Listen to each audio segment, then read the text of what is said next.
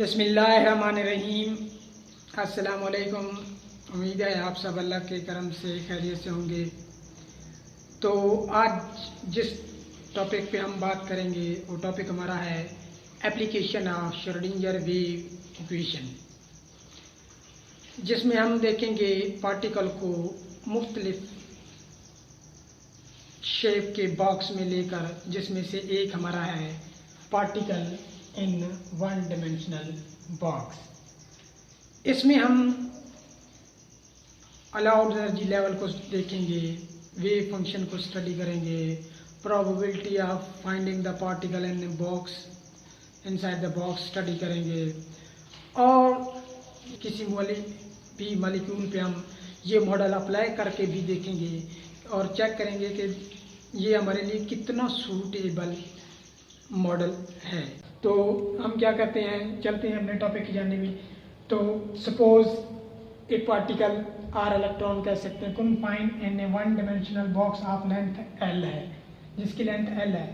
हमने ये माना है कि inside the box potential energy क्या है, हमने 0 रखी है, और at the wall of the box हमने पोटेंशियल एनर्जी मैक्सिमम रख लिया है, इनफाइनाइट रखी है।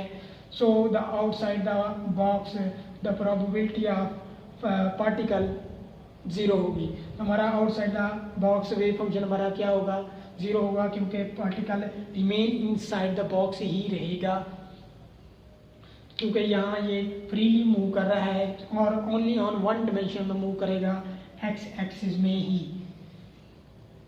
तो चलते हैं derivation of Schrodinger wave equation के लेक्चर में हम देखें, तो उसमें से क्वेश्चन नंबर 6 हमने लिया है, जो कि Schrodinger wave equation for one dimension ये है। तो क्या थी, डी स्क्वायर साई और D X square plus 8 pi square M और S square E minus D into psi is equal to 0।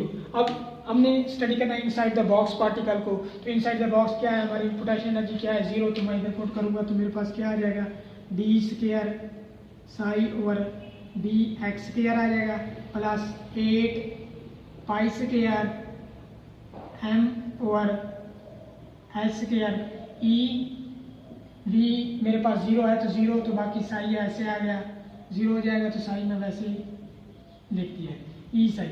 अब अगर मैं क्या करूं, इस इक्वेशन के मैं इस पार्ट को कंसीडर कर लेता हूं कि ये क्या है, मेरा ये पार्ट लैम्डा स्क्वायर के इक्वल कर लेता हूं। लेट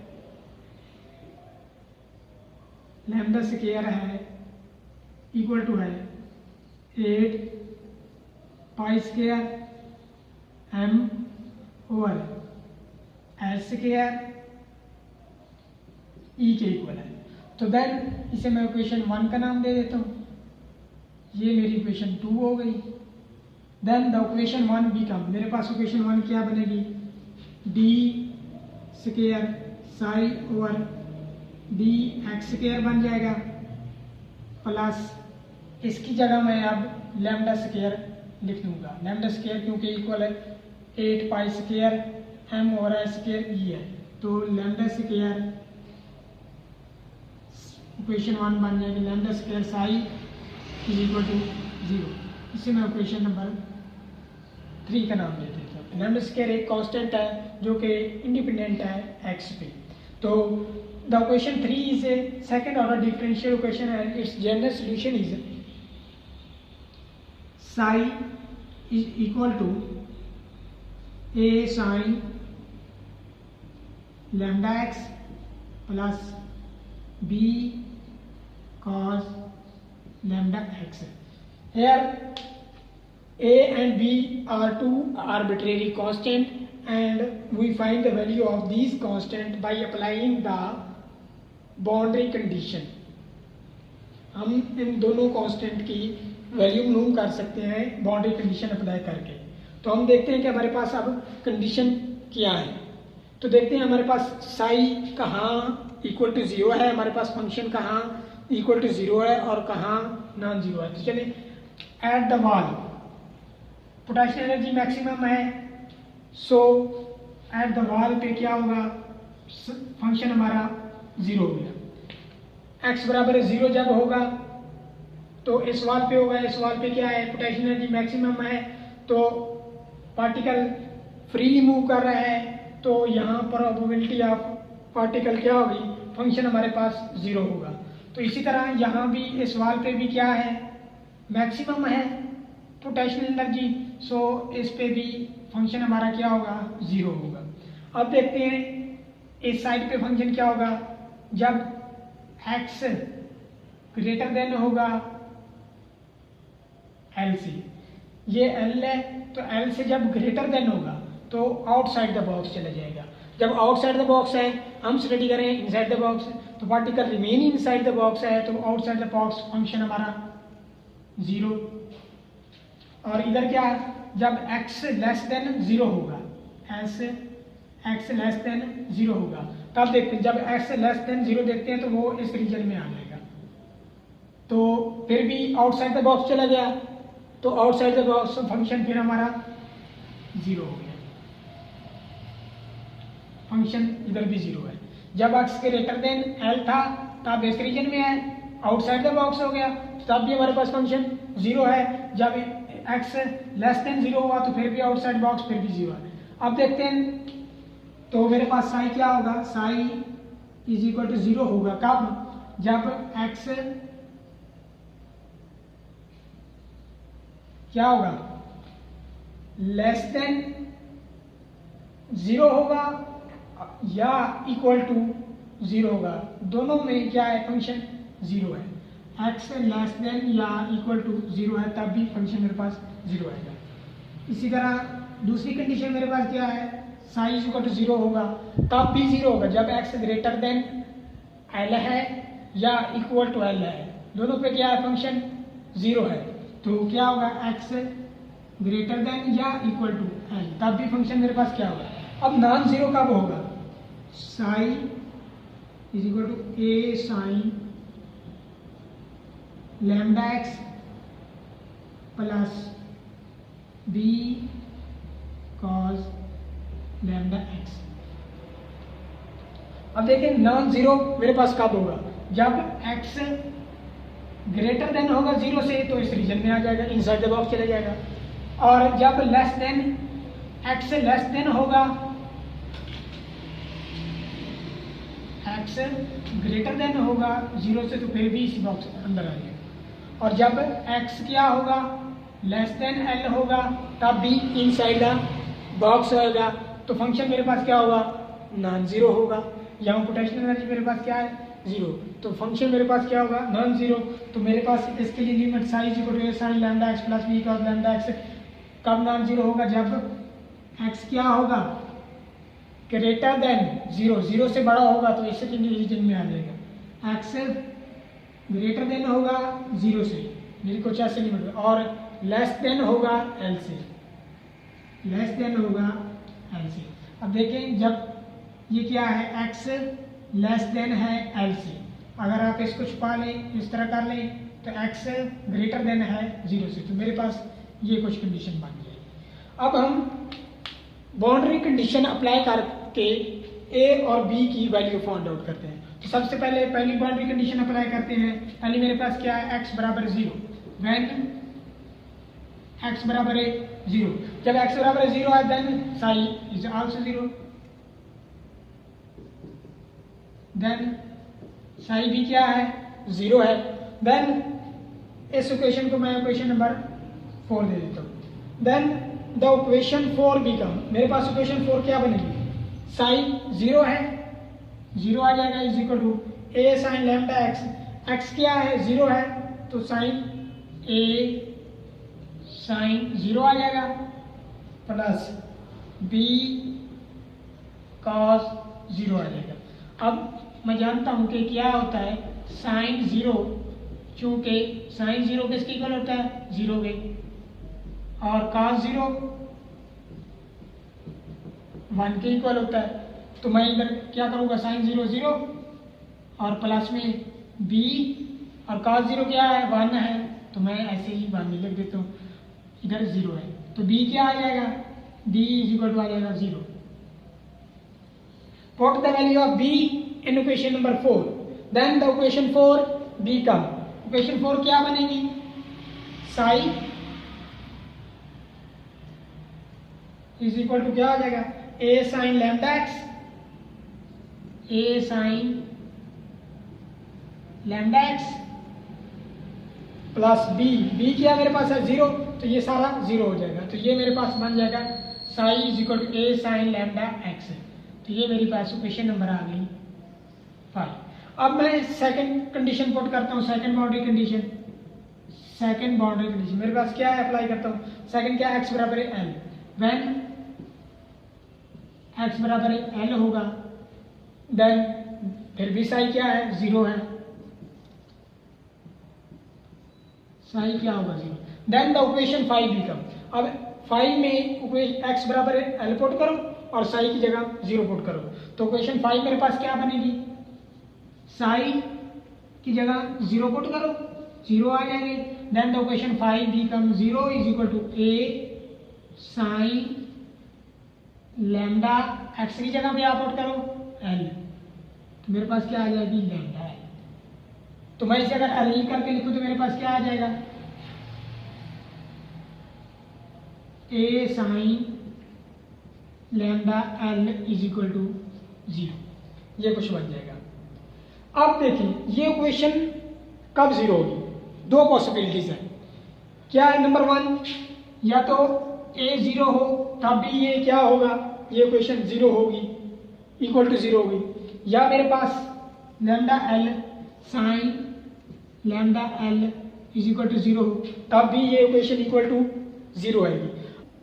जब मैं a इज इक्वल टू 0 लूंगा then the function will be everywhere 0, तो this is not an acceptable solution. तो मैं क्या लेता हूं, sine lambda L is equal to 0, तो मेरे पास क्या आएगा, sine lambda L is equal to 0 ले लेता हूं।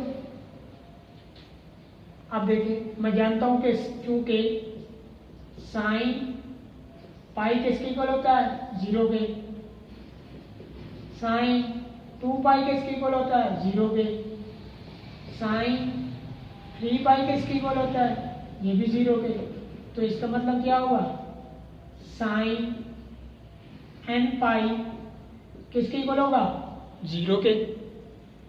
तो अब sine lambda L is equal to 0 है, तो मैं इस 0 की जगह साइन n पाई लिख सकता हूं क्योंकि ये भी इक्वल टू 0 है। तो अब क्योंकि sine n pi is equal to 0 है तो मैं इस 0 की जगह साइन n पाई लिख देता हूं, तो मेरे पास क्या बन जाएगा, साइन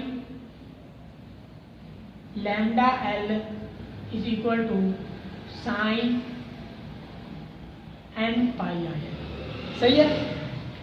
तो अब मेरी क्या बन जाएगी, lambda L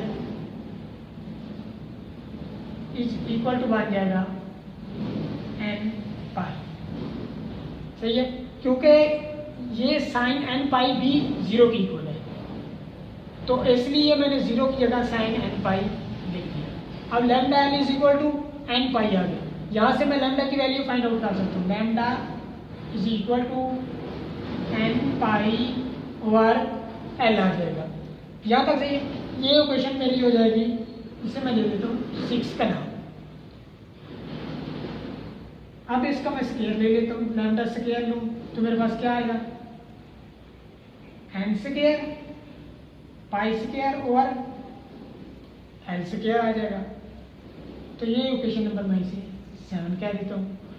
now comparing the value of lambda square from equation 2, lambda square is equal to 8 pi square m और s square e and from 7।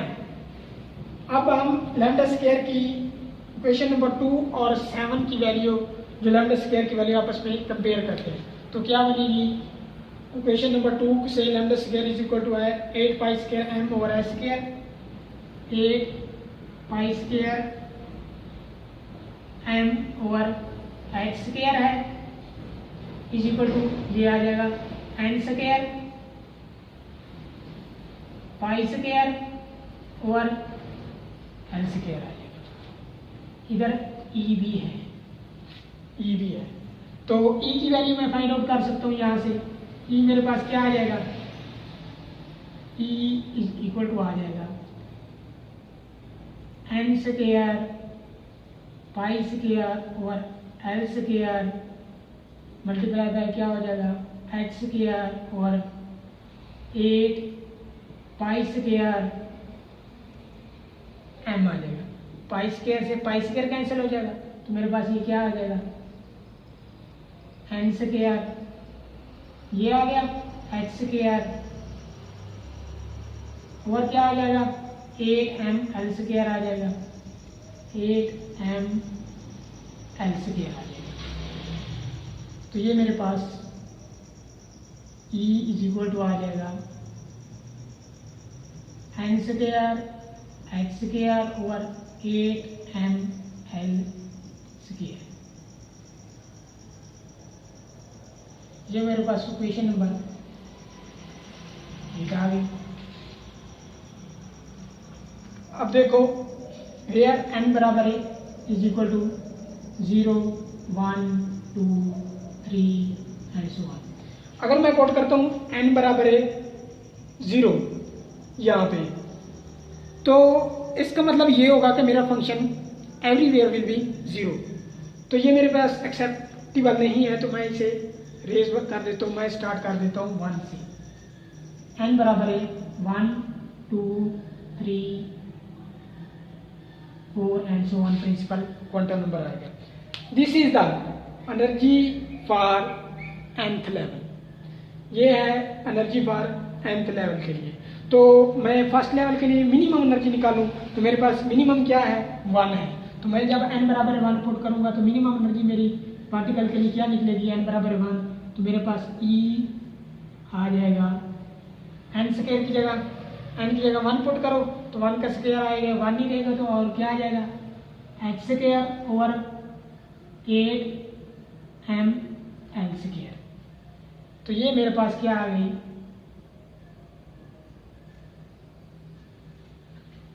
Equation आ गई। मिनिमम एनर्जी जो आई है पार्टिकल की वो क्या आई है E is equal to L square और 8m L square. So particle is not at rest, so we can not measure the precisely position. तो हम प्रीसाइजली इसकी पोजीशन मेजर नहीं कर सकते क्योंकि पार्टिकल रेस्ट में नहीं है। तो अब देखते हैं हर एनर्जी वैल्यू के लिए उसकी करॉस्पोंडिंग वेव फंक्शन होता है। अब वेव फंक्शन के लिए क्या करेंगे, मेरे पास क्वेश्चन नंबर 5 क्या बनेगी, लैम्डे की जगह हम लैम्डे की ये वाली इक्वेशन नंबर 6 वाली वैल्यू पुट करेंगे इन इक्वेशन नंबर 5। तो मेरे पास साई क्या बन जाएगा, साई मेरे पास बन जाएगा psi when the value of lambda from question number 6 put in question number 5, then the psi is equal to बन जाएगा मेरे पास ए साइन और लैम्डा की कीमत क्या है N pi L, N pi over L into X. ये मैं इसे 9 दे दूँ और इसे 10 दे दूँ। ये मेरे पास आ गया wave function for nth level. अब इसके लिए मैंने एक ही वैल्यू फाइंड आउट करनी है, तो वो इंशाल्लाह हम नेक्स्ट लेक्चर में फाइंड आउट करेंगे और इसके तमाम एक्सप्लेन भी रिजल्ट्स भी एक्सप्लेन करेंगे फर्दर। तो ये था आज का हमारा डेरिवेशन, आज का हमारा लेक्चर। थैंक यू, अल्लाह हाफिज़।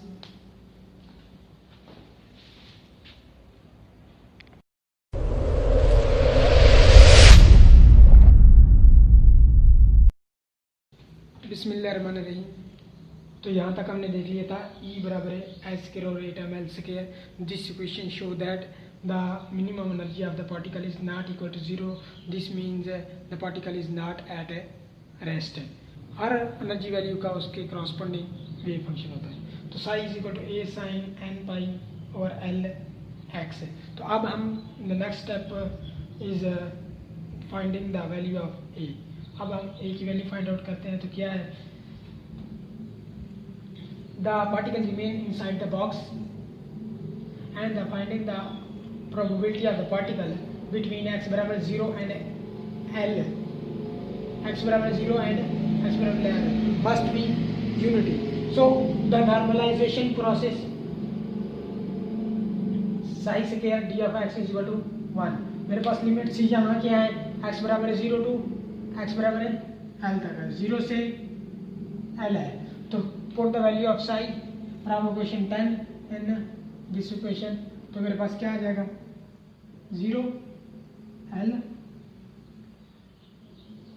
ए sine n pi over L x आ जाएगा, इसका square d of x is equal to 1 आ जाएगा. तो ये मेरे पास क्या आ जाएगा, ए स्क्वायर 0 से L आ जाएगा, sine square N pi over L X D of x is equal to 1. इसका स्क्वायर नहीं आएगा क्योंकि ये क्या है, एन पाई और L एक्स, ये मेरे पास एंगल है. जैसे क्या होता है, साइन थीटा, अगर इसका स्क्वायर लें तो हम इसको कैसे लिखते हैं, साइन स्क्वायर थीटा. तो ये इसका एंगल है, तो इसलिए साइन स्क्वायर एन पाई और L एक्स आ जाएगा. तो अब मैं जानता हूं क्योंकि cos 2 theta is equal to 1 minus 2 sine square theta. तो मेरे साइन स्क्वायर चाहिए मुझे, तो मैं क्या करूँगा, sine square theta is equal to होता है 1 माइनस cos 2 थीटा 1 ओवर 2 आया. तो sine square theta is equal to 1 over 2, 1 minus cos 2 theta. तो साइन स्क्वायर की जगह मैं ये फार्मूला पुट कर देता हूँ. तो मेरे पास क्या आ जाएगा, ए स्क्वायर 0 से L आ जाएगा, 1 ओवर 2 है तो 2 मैं बैर कर रहा हूँ शुरू से. अच्छा, आगे मेरे पास क्या है, 1 minus cos 2 theta, sorry theta की जगह मेरे पास क्या आएगा, N pi over L X, N क्या आ जाएगा, 2n पाई ओवर L एक्स, और आगे क्या है, डी ऑफ एक्स है, इज इक्वल टू किसकी है, 1 की है. तो मेरे पास ये क्या हो जाएगा, ए स्क्वायर ओवर 2 आ जाएगा, 0 से L आ जाएगा, 1 हो गया, और डी ऑफ एक्स सेपरेटली मैं जब करूँगा, जब मैं एक बड़ी ब्रैकेट लगा देता हूँ तो माइनस फिर integration cause of 2n pi over L आएगा, एक्स डी ऑफ एक्स. तो ये ब्रैकेट बंद इज इक्वल टू क्या आ जाएगा, 1 के. सही हो गया यहाँ तक. अब इसकी मैं इंटीग्रेशन लूँगा. जब इसकी इंटीग्रेशन लूँगा तो मेरे पास क्या होता है फार्मूला, जब cos a x की इंटीग्रेशन लेते हैं तो इसका आ जाता है 1 over a sine a x आ जाता है. सही. तो 1 ओवर a मेरे पास यहाँ क्या है, 2n पाई ओवर L, ये मेरे पास क्या है, a, और ये x दिया हुआ है साथ में से डी ऑफ एक्स. तो ये वाला फार्मूला अप्लाई करूँगा, सॉरी. सही है. तो a मेरे पास क्या, 2n पाई ओवर L. तो 1 ओवर में जब लिखूंगा मेरे पास तो ये क्या आ जाएगा, ए स्क्वायर ओवर 2 आ गया, ए स्क्वायर ओवर 2 आ गया, ब्रैकेट 0 से L आ गया. तो x की हम जब सॉल्व करेंगे तो मेरे पास 1 का डेरिवेटिव x हो जाएगा, लिमिट 0 से L आ गई. उसके बाद cos 2 इससे माइनस आ जाएगा, इसका derivative cos a x, cos 2n pi over L x का जब लूँगा तो 1 ओवर जब इसे लिखूँगा 2n पाई ओवर L को, तो ये हो जाएगा L ओवर 2n पाई उल्ट हो जाएगा। तो अभी फिर मैं ब्रैकेट लिखता हूँ। तो अभी क्या है, साइन के बाद फिर वही आ जाएगा 2n/L(x), लिमिट 0 से L = क्या है, 1 है। तो जब मैं लिमिट पुट करूँगा तो ये मेरे पास आ जाएगा a²/2, आगे क्या है, पहले L x की जगह माइनस फिर 0, आगे क्या आ गया, -L/2n π आ जाएगा। तो साइन क्या है मेरे पास, साइन पहले L लिमिट पुट करूँगा x की जगह फिर 0, sin 2n π/L, L पहले पुट कर दिया, फिर माइनस साइन 0 पुट करूँगा तो साइन 0 0 होता है, तो मैं 0 ही लिख देता हूँ। अब देखिए L से L कैंसिल हो गया, बाकी क्या बचेगा, साइन 2n π। तो मेरे पास क्या होता है, साइन n π = 0 होता है। तो ये भी कोई भी पाई हो, साइन 3π हो या साइन n π हो, उसके साथ कोई भी इंटीजर मल्टीप्लाई हो रहा है तो मेरे पास क्या होगा, 0 इक्वल, तो ये सारी की सारी टर्म क्या हो जाएगी, ये सारी 0 हो जाएगी। तो मैं इसे a²/2 आ जाएगा, L -0 है तो अभी फिलहाल मैं ऐसे लिख देता हूँ, इसकी जगह मैंने सारा 0 है तो 0 ही आ जाएगा। तो = क्या है, 1 है, इसकी इक्वल भी 1 है। तो मेरे पास क्या आ जाएगा, a²/L